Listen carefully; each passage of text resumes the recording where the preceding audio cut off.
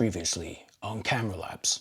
Hi, I'm Gordon from Camera Labs, and in this first edition of my new Vintage Bits series, I'm going to look back at the very first review that I posted on YouTube back in September 2006, and it's of the Canon EOS 400D or Digital Rebel XTi, which was one of the early entry-level DSLRs. Now, while this was the first video that I posted on YouTube, it wasn't the first camera that I'd reviewed. I'd actually been running Camera Labs for a whole year before then, just publishing reviews online on the website, and you can still find those reviews at cameralabs.com. But prior to that, I'd actually been reviewing cameras professionally for various magazines and newspapers in the UK since the early 90s. So I've been doing this for 25 years. Would you believe it, with my youthful features? Possibly. So I just kind of want to put this in context before I start playing it, that not only was this my first video on YouTube, but it was actually one of the first product reviews of anything on YouTube. The service had not been going very long at the point that I made this, and as far as I know, nobody had actually reviewed any cameras yet on YouTube. So I was literally making it up as I was going along. I had no idea what to do. And as you'll see, the quality and results are, well, you know, a little bit dated. But let's have some fun, see whether this camera is still worth buying in 2020 and what's changed. Right, let's get on with it. I always started with a 5-second intro with this title page. Hello, I'm Gordon Lang, editor of CameraLabs.com, and I'd like to give you a brief tour around the brand new Canon EOS 400D. Right, I'm going to stop him right there because I've got to address the elephant in the room, which in this instance is me. That giant floating head of doom that you've all come to recognize by now. I'm going to explain, first of all, why my head is so big on the frame. It's not because I love the way I look, but it was because of the camera I was filming with, which was this. This is a Sony HC96. It's a mini DV camcorder, which actually records onto tape. I know, now we're recording onto internal memory cards and copying stuff over. Back in the day, we were recording on tape, in this case in standard definition, so this wasn't even high definition, and then having to play the tapes in real time into our computers using some bizarre capture plugin for software like Adobe Premiere. And if you filmed, say, a 30-minute video, well, it was going to take 30 minutes to transfer it from the cassette onto your computer for editing, so it was pretty old school. I mean, just looking at this camera now, I love camcorders because they have the fully articulated screens, pretty small screen though. This also reveals that this camera can take 3 megapixel photos and store them on these memory stick duo memory cards. But this was what I used for the first few videos of my YouTube career, standard definition Sony camcorder. Now, the reason that the head is so big on the frame is because the lens is actually fairly mild wide angle. It's actually almost standard coverage with this. So I had it positioned as far away as I could while still being able to show you as much as possible.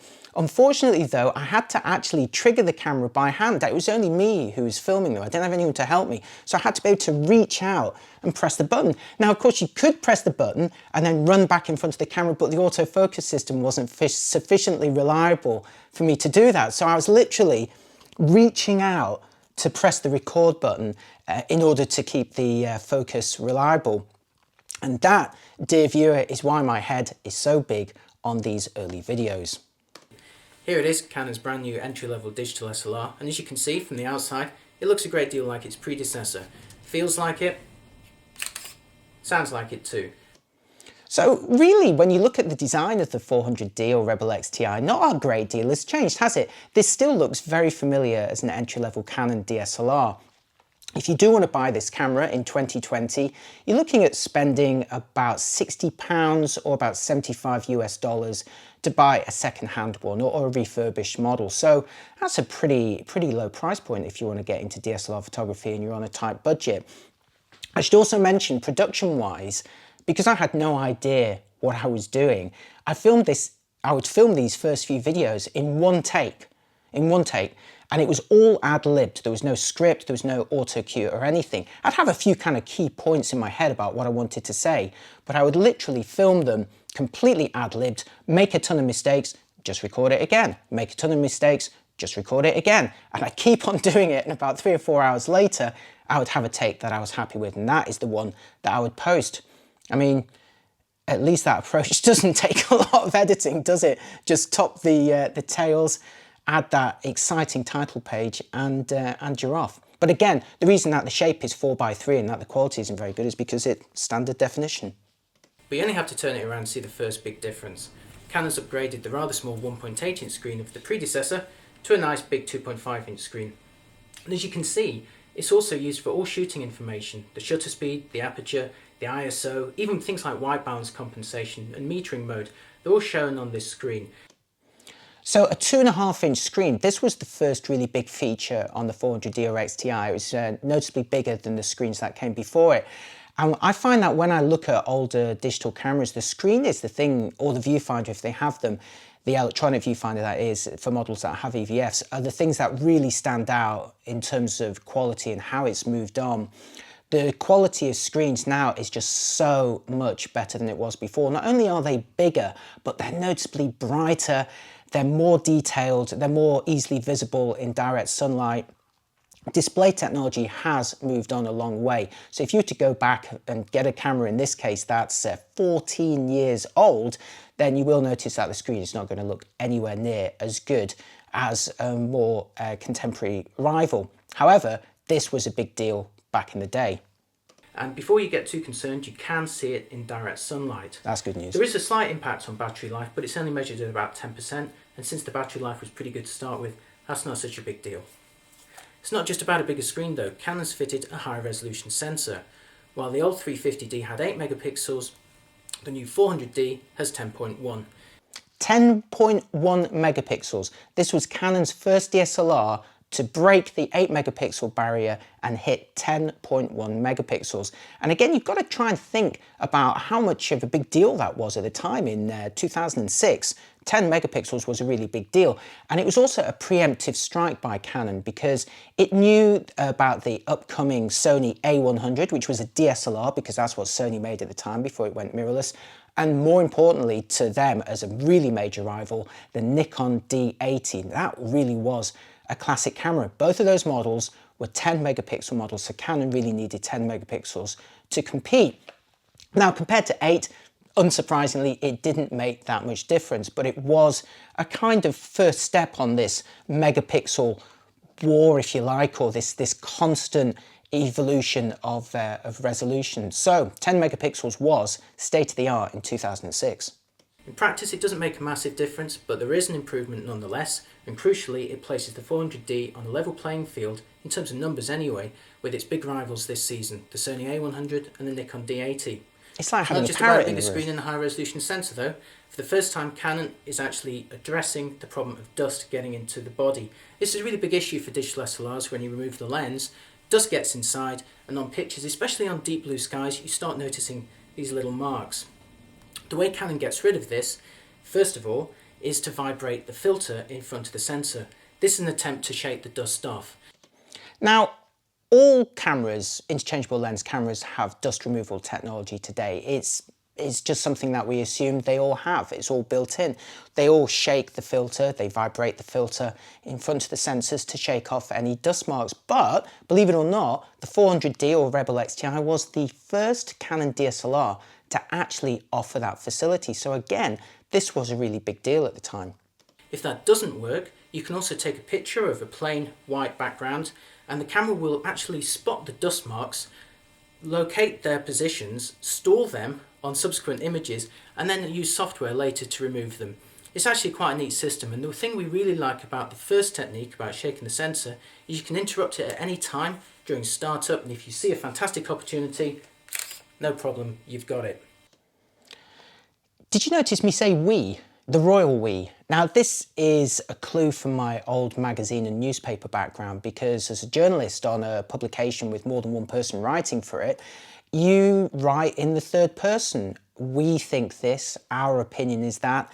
And because nobody had told me differently, I continued with that when I launched my own publication. Even though Camera Labs is almost entirely run and written and filmed and edited by me, I still used an hour for at least the first couple of years that I was running it. And it was a really big deal for me to start saying and what I think.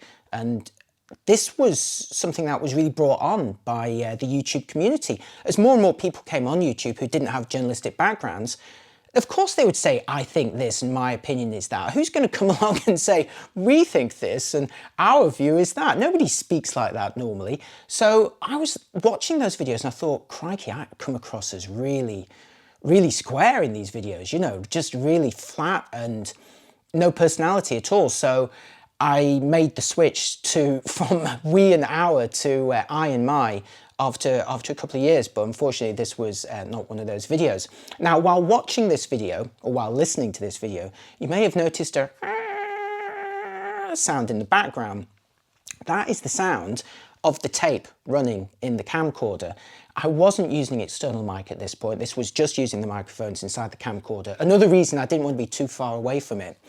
And in terms of the background, I really wanted to film in a room with a completely plain background. And when you try and do this, if you look around your own house, you'll find that there's always a light switch or, in the case here, some loudspeakers, because this is also my, my home theatre room.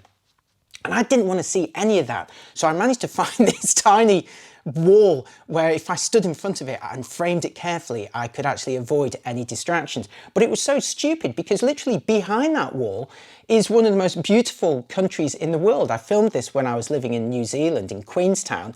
Absolutely stunning location, and I never used it in any of my videos. Speechless. So in conclusion, we do like the high resolution of the new body, although it's not a massive difference over its predecessor. Low noise levels are still there, the silky smooth images. On the downside, it doesn't have anti-shake as standard. Now the Sony A100 has it built into the body, which means you can get it on every lens you attach. Of course, Canon, like Nikon, fit it inside their lenses. It's a very effective system. Indeed, some people think it's more effective than fitting it in the body, but it does mean you'll need to buy a new lens. So that's an interesting point, isn't it? I mentioned there that the Sony A100 has built-in stabilization. That was in 2006. Now we're still thinking that built-in stabilization today is a big deal, and we're still waiting for Canon to put it in its interchangeable lens cameras. So the fact that Sony was doing this back in 2006 just shows you how innovative a company that is in terms of bringing out new technologies. As standard, the 400D comes with the budget EFS 18 to 55mm. It's a good general purpose lens, but it doesn't have anti-shake. If you want that, you'll need to spend a bit more. So you're still looking at spending about £699 for the camera and lens in the UK, or $899 to $999 in the US for the same.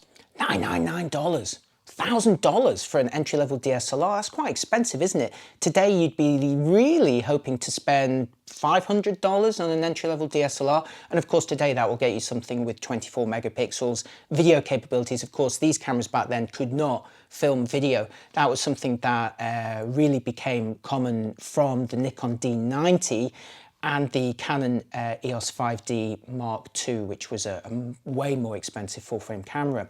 So you've got to work out, if you're thinking about this camera today, no video, obviously fairly low resolution, but you do get the optical viewfinder, you do get a screen, it's not articulated, no stabilization, probably in the kit that you'll get this with, probably not an optically stabilized lens either. But again, 60 quid or 75 bucks could be worthwhile. Kit, we still think that's pretty good value.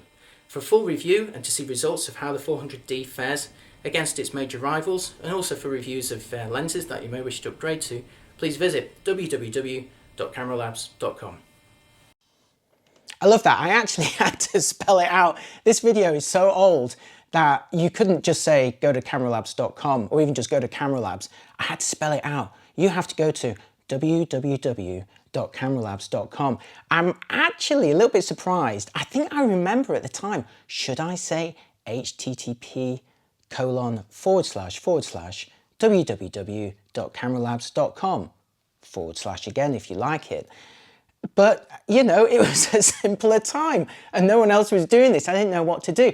As a quick aside though, the reason that I was pushing people to Cameralabs, the website, is because at the time I didn't see YouTube as a standalone entity. I mean, it wasn't. It was like the Wild West. Nobody really knew how to use it or how it could be used. So for me, it was just a new way of really showing what a product looks like, sounds like, and also promoting my other channel, you know, which my other platform, which was of course the website.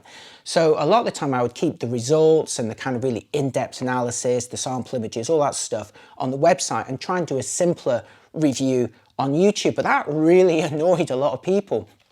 I mean, it's the same thing that people say, you know, if all your friends are in one pub or one bar, don't go to another one and say, hey, where's everyone? You know, where are all my friends? Why don't they come here? It's better. They don't. They're all in that place. So if you want to communicate with that community, you've got to stay in that place, which is why in my more recent reviews, I include all of the results and a final verdict. And there is still a more detailed version with sample images and extra stuff at cameralabs.com, but the YouTube videos are complete. Oh, and in case you were wondering, yes, I still have that shirt and I still wear it. It's a classic Paul Smith design. You don't get rid of something like that. Although in 2006, it was already about 5 years old. 20-year-old shirt. It's all about retro technology, right? And they don't come much more retro than me, one of the first people doing this sort of thing on YouTube. So if you've been sticking with me for all these years, thank you very, very much. I really appreciate it. If you're new to my channel, thanks for coming along. I hope you like what I do. I've been doing this for a while, so it means that I've really had a chance to play with pretty much every digital camera that was released, because when I started in journalism, digital cameras had only just started coming out, and the magazine I was working for, which was a technology magazine, said, hey, should we review cameras? Does anyone on the editorial team know about photography? And I was like, yeah, I do. I've been taking pictures since I was about 10 years old, and I love photography and imaging technology. So that is how I got into reviewing cameras, and it's something that I've now been doing for over 25 years. Terrifying, huh? Anyway, there it is. The magic of my old videos. I hope you enjoyed this throwback, this Vintage Bits episode. If you'd like to see more of these, let me know in the comments. And if you don't, sorry, because I probably am going to be doing a few more. Anyway, thanks for watching. And as always, if you want to check out any of my other reviews, you know, they're all there on the channel. Or of course, you could go to http://www.cameralabs.com. Oh, it's HTTPS now. It's all secure. Anyway, thanks for watching, and I'll see you next time. Farewell.